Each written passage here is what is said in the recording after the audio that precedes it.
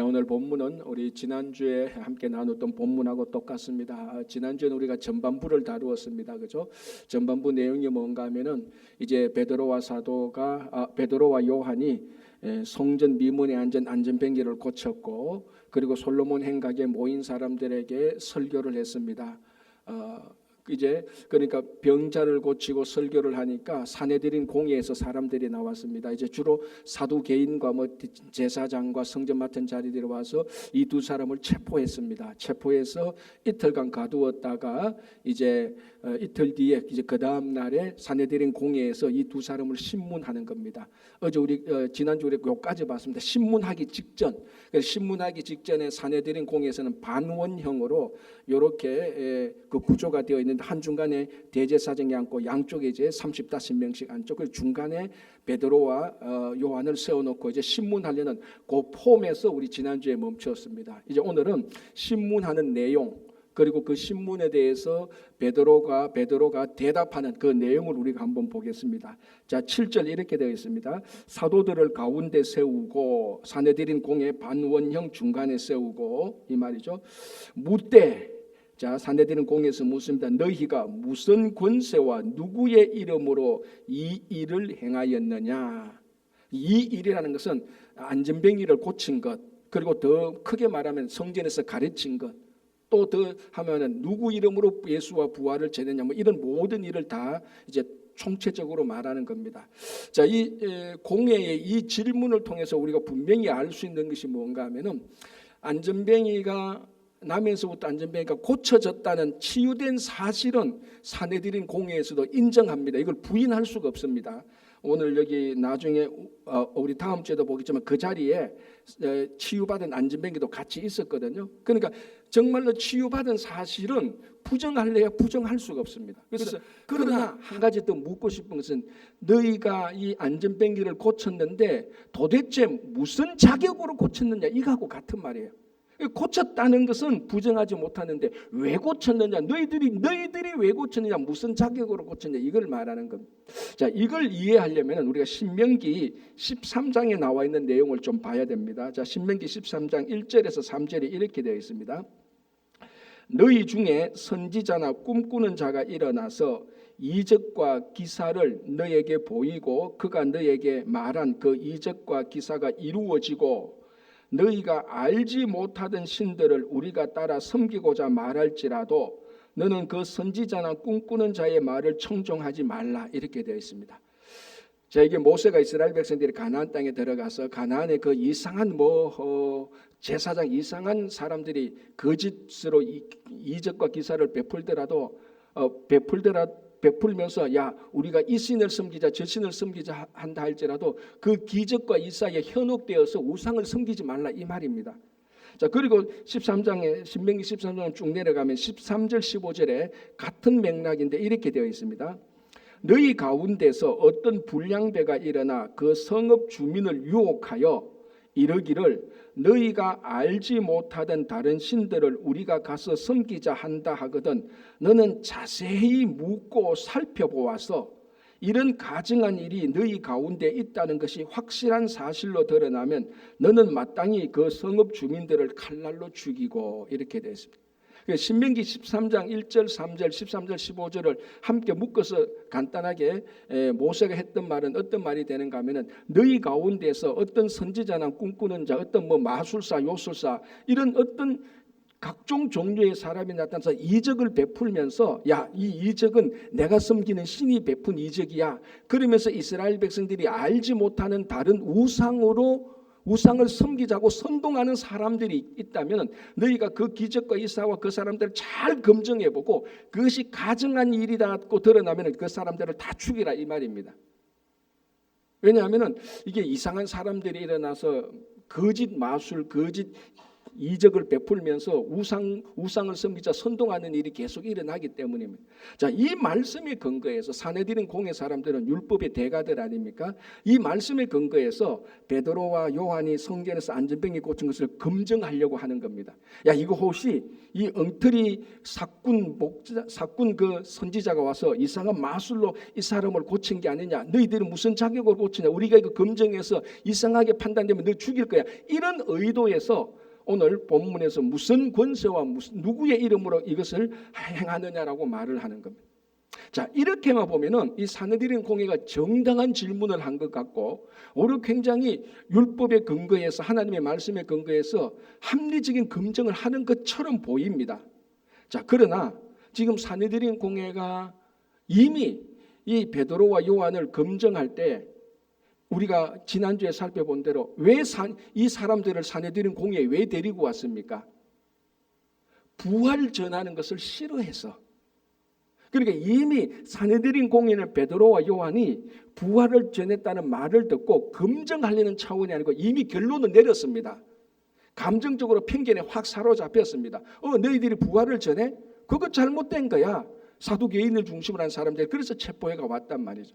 신명기 13장에 의하면 그런 편견 없이 그 일어난 사실을 잘 검증, 진짜 재판부에서 편견 없이 잘 그것을 판단하도록 신명기 13장에서 말해놨는데 이 사내들인 공회는 이미 편견을 가지고 왔단 말이죠. 아니, 더 정확히 말하면 이미 결론 내려놨습니다. 이 사람들은 부활을 전했기 때문에 처단받아야 돼.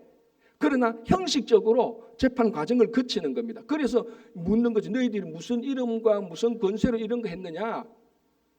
왜 일을 행했느냐라고 하면 이미 마음속에는 무슨 소리를 해도 잡아서 쳐넣을 생각을 하고 있는 겁니다.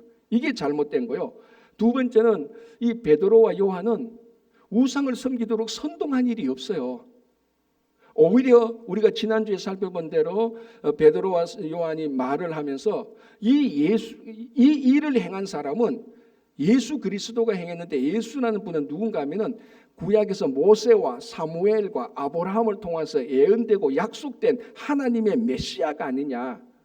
그러니까 이게 우상을 섬기도록 선동한 것이 아니고 오히려 진짜 하나님이 어떤 분인가를 보여주고 진짜 메시아가 누군가를 그것을 증거한 겁니다.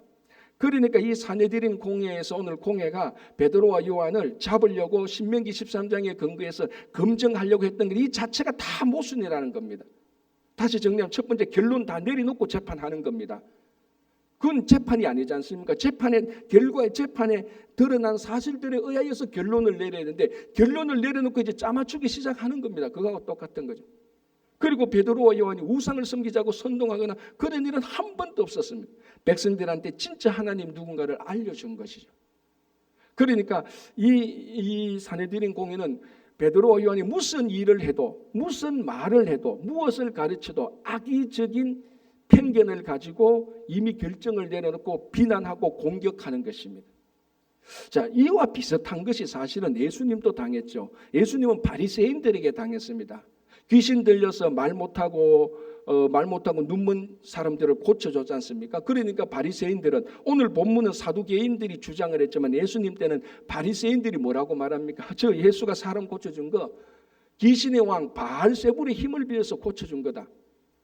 그러니까 예수님도 기적을 베풀어도 바리새인들한테 공격당하고 예수님의 제자들이 안전병이를 고쳐줘도 그 사두개인들과 산에 들이는 이 사람들에 의해서 공격당하고 그러니까 어차피 어떤 이보다 더 좋은 일을 해도 어떻게 말을 해도 이미 이 사내들인 공회나 복음서의 바리새인 이 사람들은 하나님의 나라에 일을 하는 사람들을 공격하기로 작정했고 악의적인 진짜 선동은 이 사람들이 악의적인 선동을 일으키는 것입니다.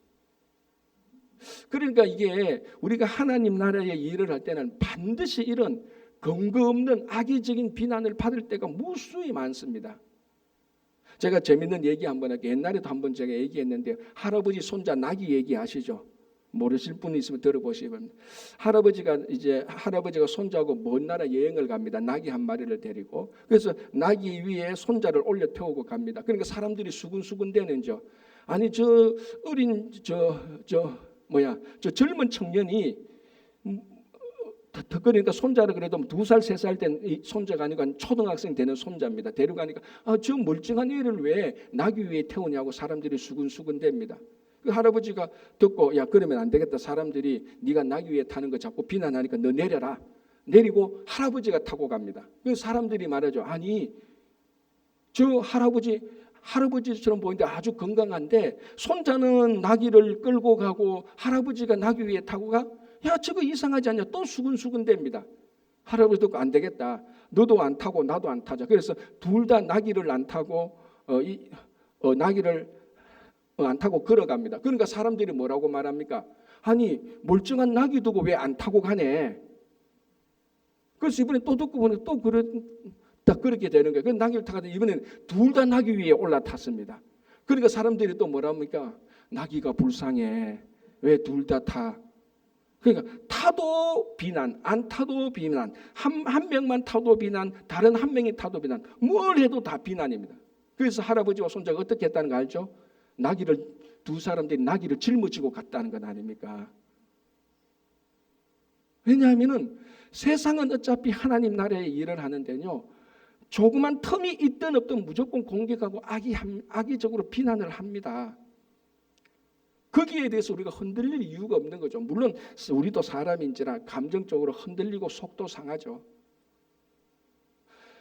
이거는 이제 제가 실제적으로 들은 겁니다. 이제 제가 전번 교회에 있을 때 하니까 설교를 하니까 한때는 목사님이 성경 설교를 하는데 성경적인 얘기만 해서 너무 좋대. 저도 기분이 좋아서 그래서 계속 성경 얘기를 하니까 한때는 또 들려요. 목사님은 세상도 모르고 설교한다고. 듣고 보니 또 그런 거 같아. 그래서 좀 뭐 드라마 얘기나 책 이야기나 했습니다. 또 한동안 지나니까 목사님 요즘 변했다고 자꾸 세상 얘기한다고. 아니 성경 얘기하면 세상은 모른다 그러고 세상 얘기하면 또 변했다 그러고 그래서 성경 얘기도 하고 세상 얘기도 같이 좀 섞었으니까 또 뭐라고 말하는지 압니까? 요즘 목사님 설교가 순수하지 않대. 뭐 어떡하라고? 우리가 흔히 하는 말이 있습니다. 설교를 길게 해도 길게 한다고 불만. 그래 짧게 하면 설교 준비 안 했다 그러고 적당한 시간에 하면 밋밋하다 그러고. 우리가 이제 목사님들 모이면 항상 힘들어하는 게 있는데 교회에 여러 사역들이 있지 않습니까, 그죠? 그래서 모든 교회가 모든 사역을 다 잘할 수는 없습니다, 그죠? 어떤 사역은 좀 우선순위에서 밀려지기도 하고 어떤 사역은 앞쪽으로 하고.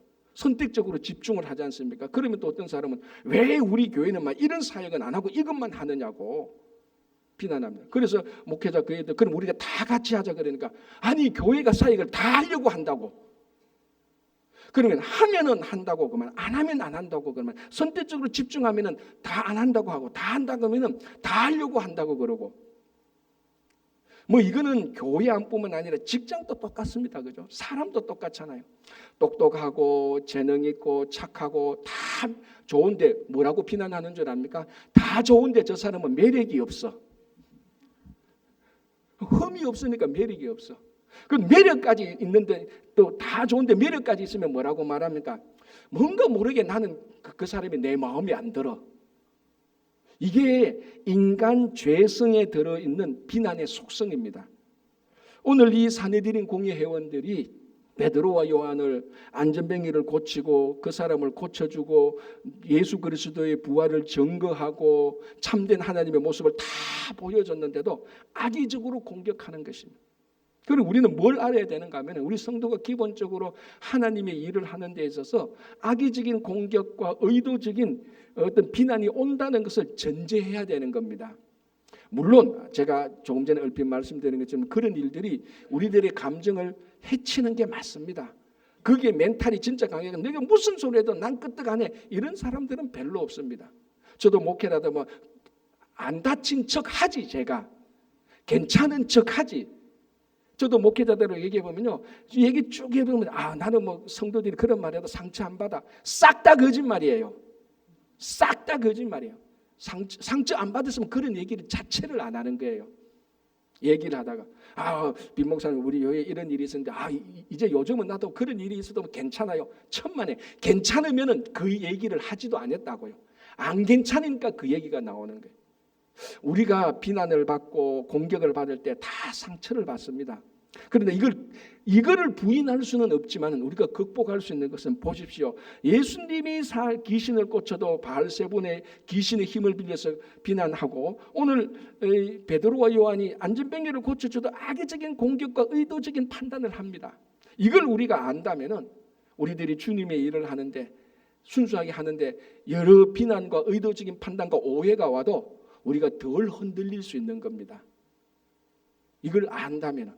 그래서 지금 혹시나 여러분들 가운데 주님의 일을 하고 직장이나 교회 안에서도 그렇고 여러분 가정이나 어떤 곳에서라도 주님의 일을 하는데 흔들거나 비난하거나 악의적인 공격을 한다면요, 경고히 여러분들이 말씀에 있어서 흔들리지 않기를 바라는 겁니다.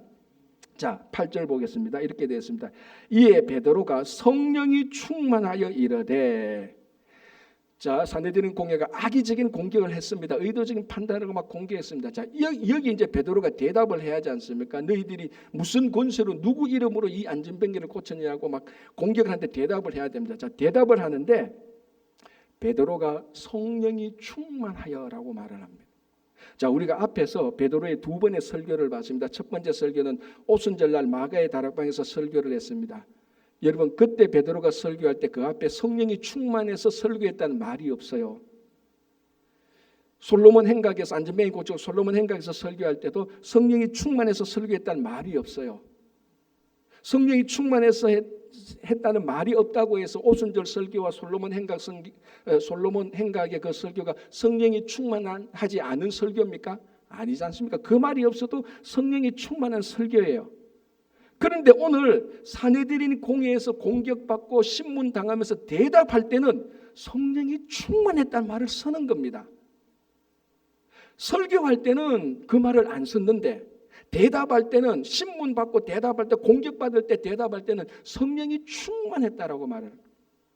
무슨 말인가 하면은 대조적으로 좀 보여주는 것이요, 산헤드린 공회원들의 신문은 진짜 성령이 없는, 진짜 인간적인 악의적인 판단이었고 공격이었다는 것을 말하고, 그 공격과 판단에 대답하는 사도 베드로와 요한은 성령 충만으로 대답했다는 것입니다. 비교 대지에서 보이고, 이제 그 대답의 내용도 성령이 충만한 대답입니다. 자, 두 가지. 성령이 충만한 대답과 악의적인 공격을 했지만은, 나쁘게 우리를 잡아먹으려고 신문했지만은, 베드로와 요한은 똑같이 악의적으로 보복한 것이 아니고 똑같이 공격한 것이 아니고 성령 충만으로 대답을 했다는 것.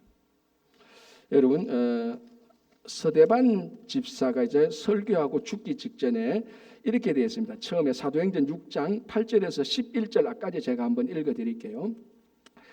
서대반이 은혜와 권능이 충만하여 큰 기사와 표적을 민간에 행하니 이른바 자유민들, 즉 구레네인, 알렉산드리아인, 길리기아와 아시아에서 온 사람들이 회당에서 어떤 자들이 일어나 서대반과 더불어 논쟁할세. 여기서 일어난 건 막 들고 일어났다는 겁니다. 그래서 서대반과 논쟁해서 막 들고 일어나서 우리말로 삿대질하고 막 고함 지르면서 공격했다는 이런 겁니다. 어떤 자들이 일어나 서대반과 더불어 논쟁할세. 서대반이 지혜와 성령으로 말함을 그들이 능히 당하지 못하여 사람들을 매수하여 말하게 했다라는 것이 똑같은 모습이죠. 산헤드린 공회에서 공회원들이 베드로와 사도를 막 공격했을 때 베드로는 성령이 충만해서 대답했습니다. 성령 충만으로 대답했습니다. 그 회당에서, 이번 회당에서 모인 어떤 사람들이 막 이제 서대반에 대해서 막 들고 일어나서 막 공격적으로 논쟁합니다. 이때 서대반은 어떻게 합니까? 지혜와 성령으로 말을 했다고. 안 되는 이 사람들을 매수해서 막 공격합니다. 자, 여러분, 우리가 살다 보면은 어떤 대화를 하거나 어떤 일에 의해서 상대방이 우리를 공격하고 우리를 욕하고 수근수근 되는 것은 우리가 통제할 수가 없습니다. 우리가 어찌할 수 없는 것 아닙니까? 그죠? 아니, 사람들이 한데 몇 명이 숨어서 우리를 공격하고 하는데 그거 내가 뭐 하라고 한들 하지 말라고 한들 일어나는 일이 아니지 않습니까? 우리가 할 수 없는 영역입니다. 우리가 공격을 받고 악의적인 판단을 받는 것은 우리의 영역이 아닙니다. 그러나 우리가 할 수 있는 게 있습니다. 뭡니까? 악의적인 공격을 하고 나쁘게 나쁘게 우리를 판단해도 우리가 할 수 있는 것은 거기에 대해서 리스판스, 반응은 우리의 영역입니다. 오늘 베드로가 어떻게 반응 보였습니까? 성령이 충만해서. 베드로가 어떻게 반응을 보입니까? 성령이 충만해서. 자, 여러분, 우리가 주님의 일을 할 때 세상으로부터 많은 비난을 받습니다. 물론 잘못해서 비난을 받는 경우도 분명히 있죠. 그러나 주님의 일을 올바르게 할 때 이 사내들인 공회처럼 비난을 합니다. 그건 우리가 어찌할 수 없는 겁니다. 그러나 우리가 어찌할 수 없는 것에 신경 쓰지 말고 어찌할 수 있는 것에 우리가 최선을 다하는 겁니다. 저 사람들이 악의적으로 공경해도 우리는 성령으로 살아가는 겁니다. 판단을 해도, 오해를 해도, 선동을 해도, 모함을 해도 우리가 할 수 있는 것은 성령으로 살아가는 겁니다. 그게 성도와 세상이 자기들에게 일어나는 일에 대해서 어떻게 반응하느냐에 따라서 차이가 나타나는 것입니다. 그래서 이거는 교회뿐만 아니라 직장에서도 똑같지 않습니까? 우리가 세상에서 정말 빛과 소금이 된다면은 세상에서, 직장에서, 사업장에서 일을 할 때 오해받고, 우리가 정직하게 일을 할 때 사람들은 정직하게 일한다고 또 싫어해서 자기들이 패거리를 만들어서 공격할 수가 있습니다. 그건 우리가 어찌할 수 없는 일입니다. 우리의 영역이 아닙니다. 그러나 우리의 영역인 것은 그 사람들이 공격하고 할 때 우리가 어찌할 수 있는 것, 베드로처럼, 스데반처럼 우리가 성령 충만으로 살아가는 것입니다. 그게 성도의 모습 아닙니까? 그죠? 자, 9절 10절을 보겠습니다. 이렇게 됐습니다. 이제 베드로가 대답을 합니다. 만일 병자에게 행한 착한 일에 대하여 이 사람이 어떻게 구원을 받았느냐고 오늘 우리에게 질문한다면 너희와 모든 이스라엘 백성들은 알라. 너희가 십자가에 못 박고 하나님이 죽은 자 가운데서 살리신 나사렛 예수 그리스도의 이름으로 이 사람이 건강하게 되어 너희 앞에 섰느니라 됐습니다. 자, 베드로가 대답합니다. 너희들이 무슨 권세와 누구의 이름으로 이 일을 행했느냐라고 하니까 베드로가 대답을 하니까 성령 충만으로 대답합니다. 그대로 일어난 일에 대해서 대답합니다. 간단하게 말하면 이거죠. 너희들이 십자가에 못 박은 그 예수 하나님이 그 예수를 다시 살렸는데 그 예수 그리스도의 이름으로 우리가 행했다라고 말을 하는 것입니다. 자, 여기서 이제 누구의 이름으로 했냐고 하면 예수 그리스도의 이름으로 행했다, 고쳤다라고 말을 하고 객관적인 사실을 말하는 겁니다. 그리고 여기서 말하는 단어를 보십시오. 나사렛 예수 그리스도의 이름으로. 그 베드로와 요한이 성전 미문에 안전병을 일으킬 때 했던 단어 그대로입니다. 하나도 틀리지 않습니다. 뭐라고 말합니까? 은과 금은 내게 있거니와 내게 있는 것으로 너에게 주노니 나사렛 예수 그리스도의 이름으로 일어나 걸어라라고 했습니다. 그 말 그대로 토시 하나 다르지 않고 베드로와 요한이 말합니다. 우리가 나사렛 예수 그리스도의 이름으로 그를 고쳤다라고 말을 하는. 그래서 이 말을 이렇게 이제 대답을 하고 한 가지 더 덧붙입니다. 그럼 이 예수에 대해서 한 가지 덧붙이는데 그게 11절이죠. 이렇게 되어 있습니다. 이 예수는 너희들이 십자가에 못 박고 하나님께서 부활케 하신 이 예수는 뭐라고 말합니까? 너희 건축자들의 버린 돌로서 집 모퉁이의 머릿돌이 되었느니라.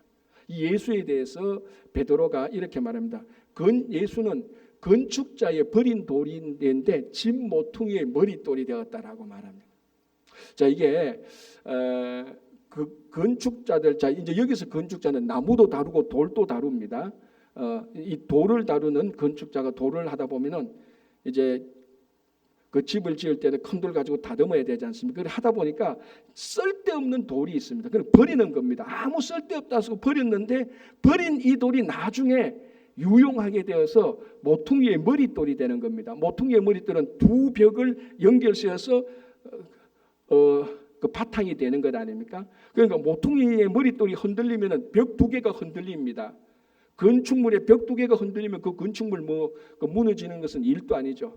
그러니까 이 모퉁이 두 벽을 붙들고 있는 바탕이 되는 이 모퉁이의 머릿돌이 진짜로 중요한 게 됩니다.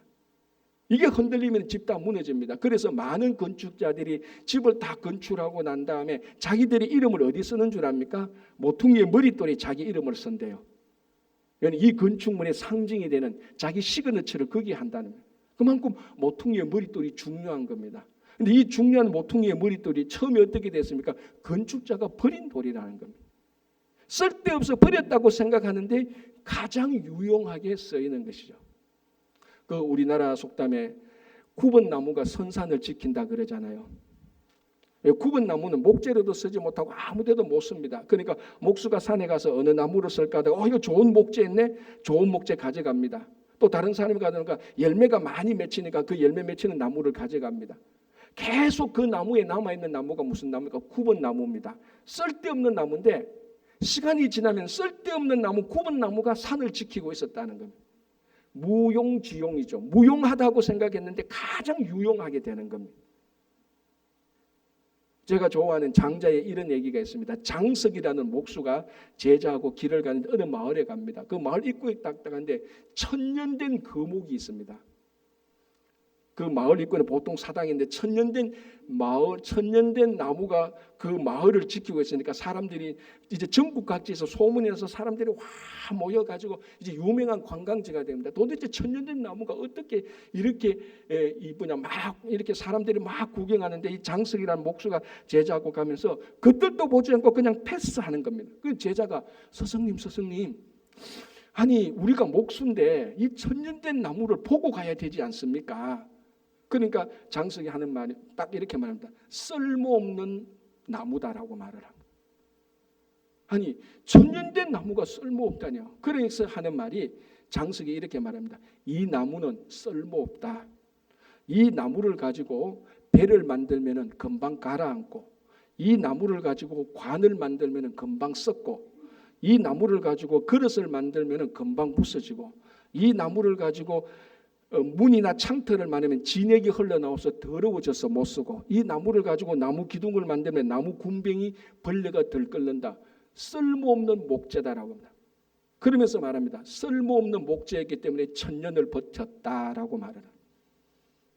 그래서 쓸모없는 나무였기 때문에 천년을 버텨서 이 마을을 지키고 있으니 우리는 목수니까 저 목수는 쓸모없는 나무가 가자라고 말을 합니다. 뭘 말하는 겁니까? 쓸모없는 나무였기 때문에 천년을 버틸 수가 있습니다. 쓸모가 있으면 일찌감치 다 잘렸죠. 재능 있다고 똑똑하고 예쁘다고 잘났다는 사람 다 잘립니다. 사람들이 그들도 보지도 않는 추하고 못하고 연약하고 조금하고 가난하고 형편없는 사람들이 그들도 보지 않기 때문에 계속해서 남아있어서 가장 크게 유용하게 되는 겁니다. 가장 크게 마을을 지키는 거죠. 나라를 지키는 겁니다. 건축자의 버린 돌이 모퉁이의 제일 중요한 머릿돌이 되는. 자, 그럼 여기서 하나 질문. 그러면 모든 무용한 것들이 다 유용하게 쓰여집니까? 그렇지도 않잖아요. 어떤 무용한 것은 끝까지 무용해요. 어떤 쓸모없는 것은 끝까지 쓸모없을 수 있다고요. 자, 오늘 이 설교를 누가 하는가? 베드로가 말하고 있습니다. 근데 이 건축자의 버린 돌이 모퉁이의 머릿돌이 되는 것은 원래 시편 118편 12절에 나와 있는 말씀을 사도 베드로가 인용을 했어요. 그리고 여러분 이 사도 베드로가 썼는 우리 편지가 있죠. 베드로 전서, 베드로 후서가 있습니다. 베드로 전서에서요. 이 구절에 대해서 사도 베드로가 직접 이렇게 말합니다. 이 구절에 대해서 사도 베드로가 이렇게 기록을 하고 있습니다. 사람에게는 베드로전서 2장 7절입니다. 베드로전서 2장 7절에 사람에게는 버린 바가 되었으나 하나님께서는 택하심을 입은 보배로운 산돌이신 예수님 말합니다. 자, 건축자의 버린 돌이 모퉁이의 머릿돌은 예수님을 말하는 거죠. 이스라엘 백성들이 예수님을 버렸습니다. 십자가에 버렸죠.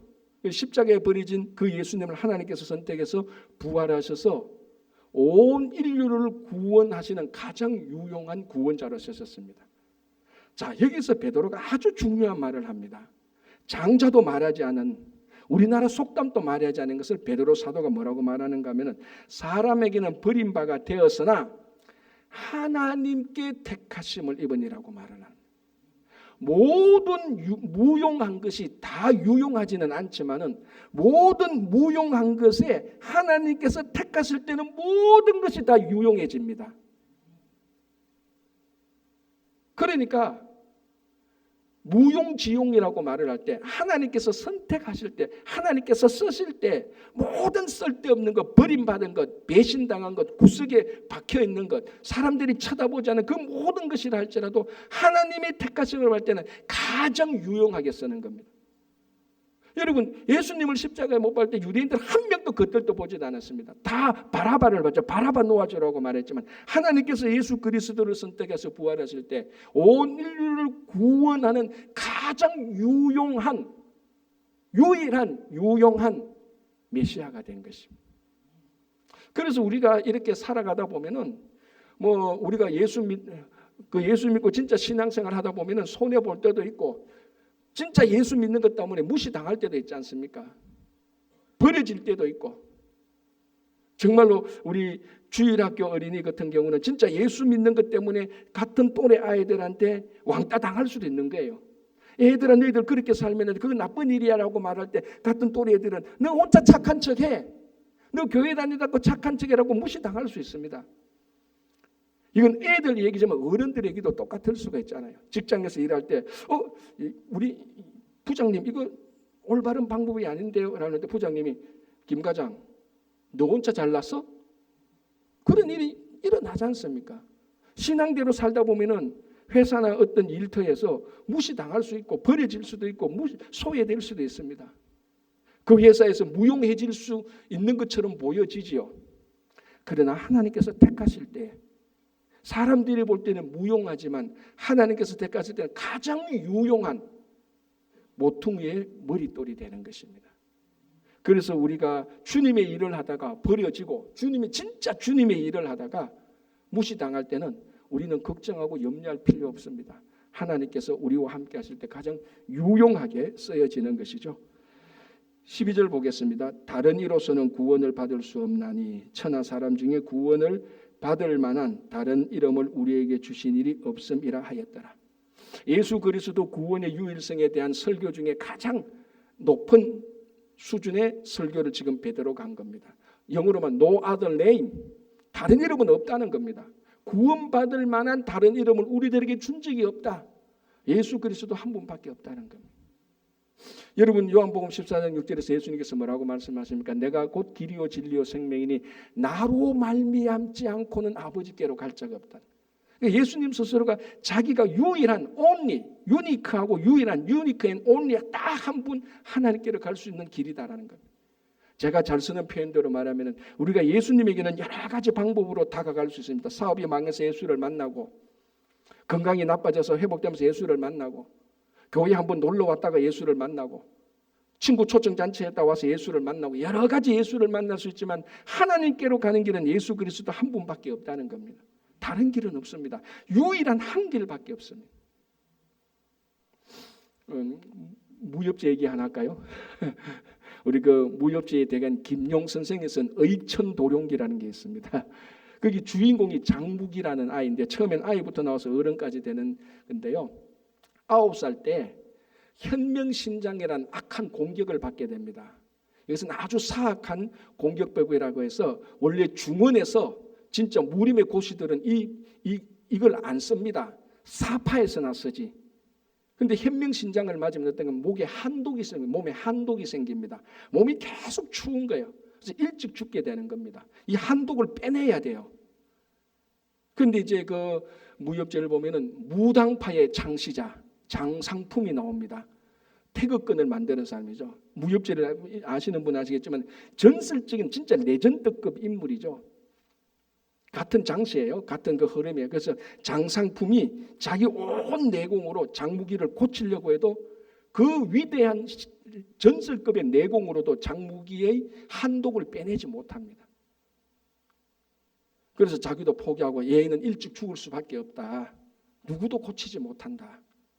그러니까 가다가 또 보면 호청우라는 의술의 신이 나타납니다. 신급 의술입니다. 그 사람이 수술해서 고쳐서 안 고친 사람이 한 명도 없습니다. 다 고쳤습니다.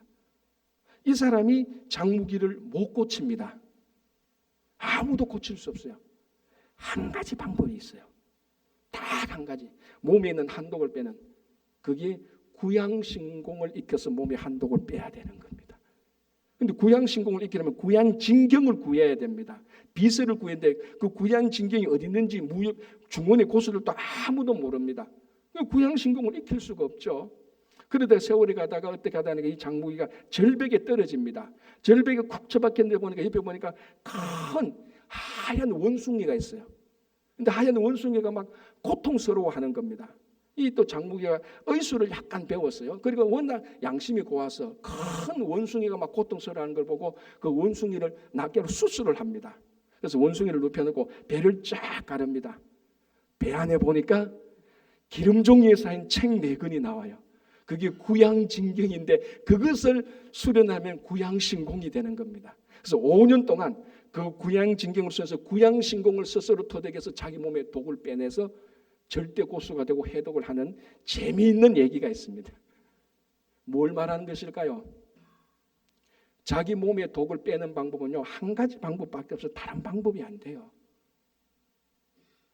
신급 인물이 나타나도 안 된단 말이죠. 어떤 위대한 인물이 나타나도 안 된다면, 어떤 위대한 의사가 나타나도 딱 한 가지 방법이 있습니다. 그거 외에는 안 되는 겁니다. 사탄이 온 인류에 죄악의 독을 다 뿌려놨어요. 이 죄악의 독을 빼내는 방법은 한 가지 방법밖에 없습니다. 십자가에 달린 예수 그리스도 외에는 이 죄악의 독을 인간에서 빼낼 수가 없어요. 어떤 인물이 와도, 어떤 사상이 와도, 어떤 경제적인 부유함이 와도 흉내는 내지. 장상품처럼 좀 어느 정도 내공을 좀 전해는 줘요.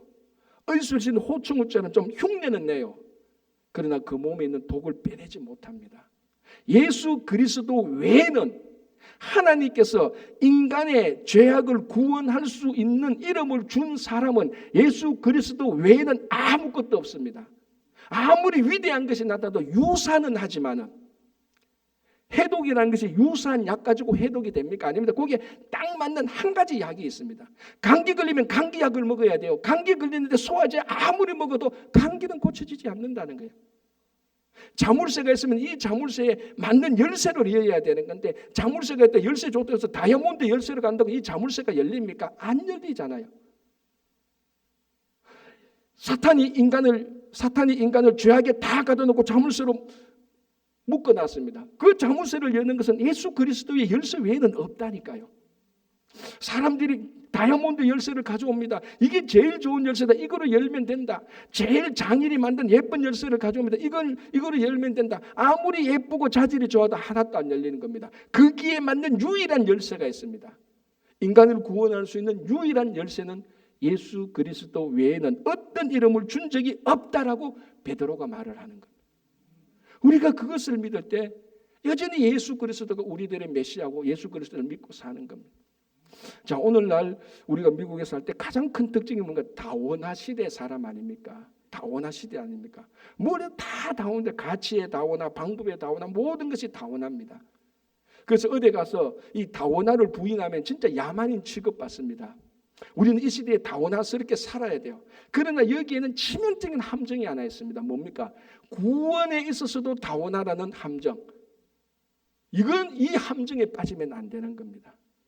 아무리 다원화가 옳다고 하더라도 구원에 있어서는 다원화가 아니다. 유일한 하나 예수 그리스도밖에 없다는 거예요. 그걸 2000년 전에 사도 바울이 성령이 충만하여서 대답합니다.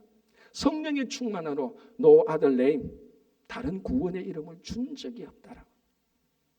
오늘 또 혹시나 여러분들이 예수 그리스도 외에 흔들리가 있다면 다시 한번 성령 충만한 베드로의 설교를 들으면서 여전히 우리가 믿고 끝까지 따라가야 될 분은 예수 그리스도 한 분이라는 것을 고백하면서 우리가 그 고백 위에서 살아가시는 여러분 되시기를 바랍니다. 기도하겠습니다. 하나님 아버지, 감사합니다. 눈이 오고 날씨가 추웠지만 이른 아침에 주님께 나와 예배드리고 찬양하고 기도하고 말씀을 듣습니다.